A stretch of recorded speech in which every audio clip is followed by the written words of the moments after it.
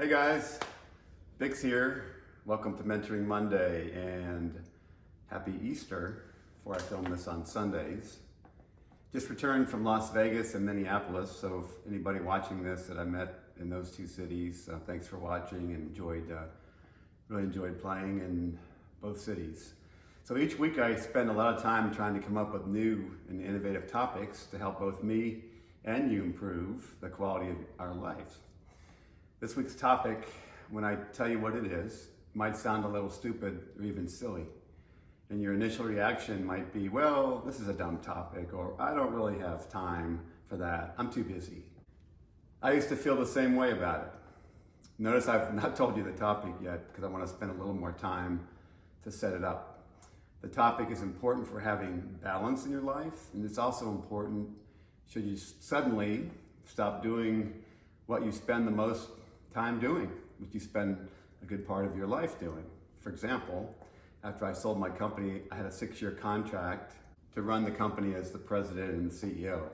After the contract was finished, the parent company leadership decided to replace me with a bean counter, someone from their corporate accounting department.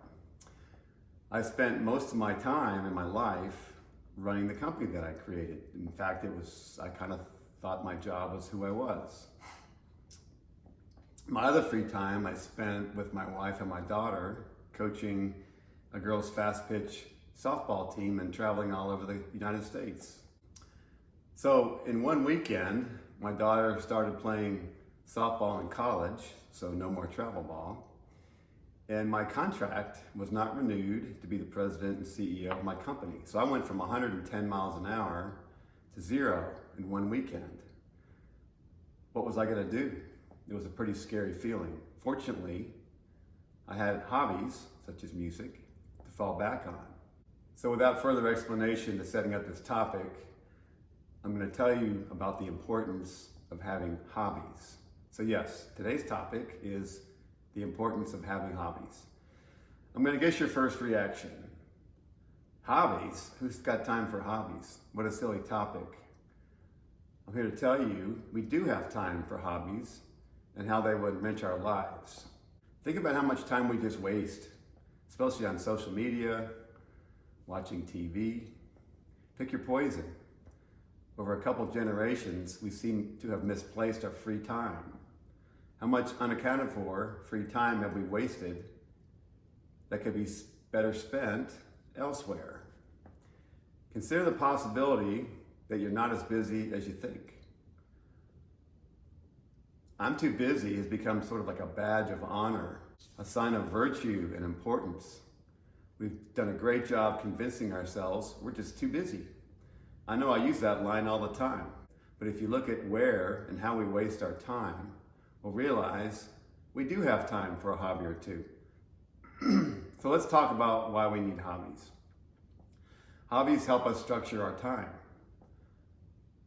According to Parkinson's law, never heard of Parkinson's, but I guess there's a law, work expands so as to fill the time available for its completion. More simply, things take as much time as we have. So for example, when the evening stretches out before you, unscheduled, you might find yourself laboring over that work project or answering emails into the wee hours of the night. Chances are, if you had a choir practice, book club, soccer practice, some kind of hobby, you get those tasks done much more quickly to make time for your hobby. So hobbies can actually create more time by encouraging efficiency. Hobbies promote flow. Left to our own devices, we'd opt for passive leisure time, such as TV and web surfing, which are at the top of most people's lists, including mine. And sure, we all need to veg out from time to time, but we're so much more invigorated by active leisure, like hobbies. If you've ever lost yourself in a sport, an art project, or other challenging, time-absorbing activity, you've experienced what we call flow. Time flies, self-consciousness disappears, and you're fully immersed in the activity at hand. Hobbies, especially those that stretch our skills, foster this desirable and increasingly elusive state. For example, when I play a gig, I spend literally hours and hours listening to new and old tracks to create a playlist. I also use that for my ideas on new tracks and new track sounds. I spend hours laying out the energy flow in a mix, cutting tracks to create optimal energy flow, working on transitions. What kind of journey do I want to create? The time just flies because I'm super in the moment and I'm really enjoying myself. I block out everything, including the time and especially social media. It becomes all about the process of enjoyment. Hobbies can foster new social connections. While some hobbies are done alone, many get us out into our communities, meeting people otherwise that we wouldn't, sharing our passions and forming new bonds. I can't tell you how many young ladies and families and friends that I have through the coaching of fast pitch softball, one of the hobbies I had when my daughter was growing up. Countless studies have found that social connection is a key component of happiness and a meaningful life. And hobbies have the potential to create precious new ties and relationships.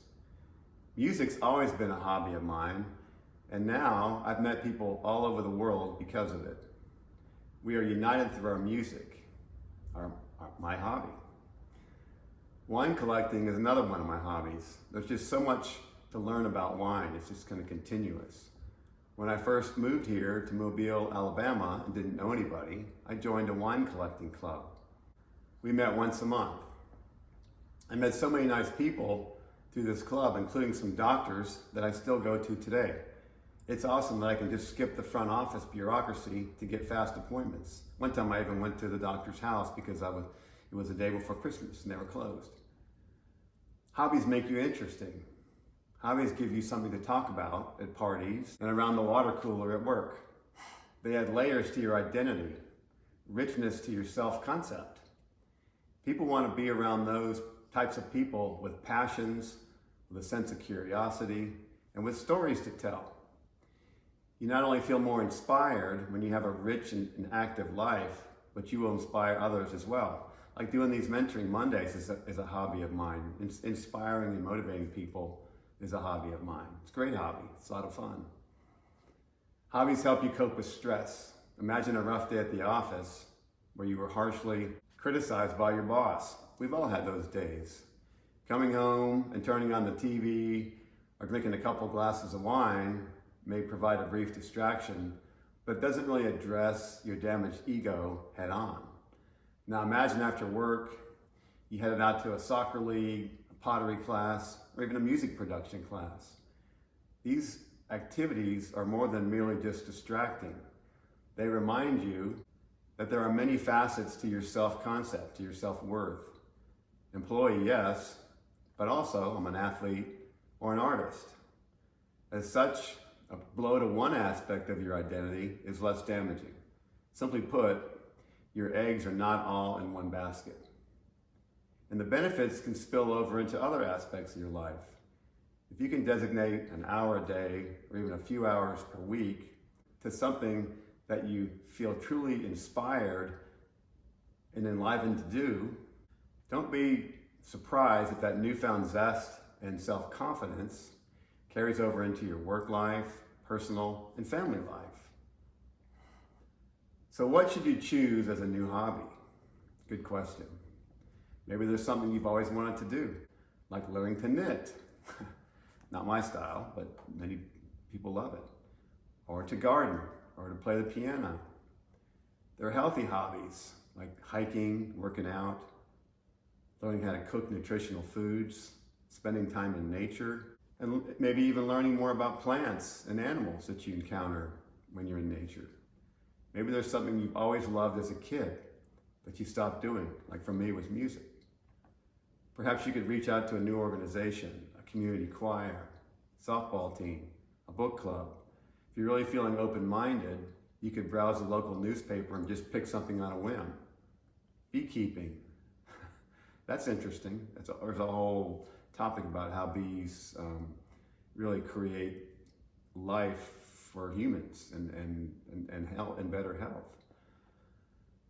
So don't just follow that phrase, well, maybe when the kids leave the house or when I retire or when I'm not as busy. That's not true. Carve out and find a hobby now. You actually have more time than you think you do. My music career started as a hobby. Wine collecting has led me to travel to many of the top wine regions in the world and meet super interesting people. That started off as a hobby. The last thing I'll mention about hobbies is they give us more balance in our lives. When something goes wrong in one area of our life, hobbies help us cope. Do you have any hobbies in your life? I hope I've convinced you about the importance of developing a couple of hobbies and spend more time on them. So until next week, this is Vic signing off. And remember, it's never too late to invent yourself and start a new hobby. Cheers.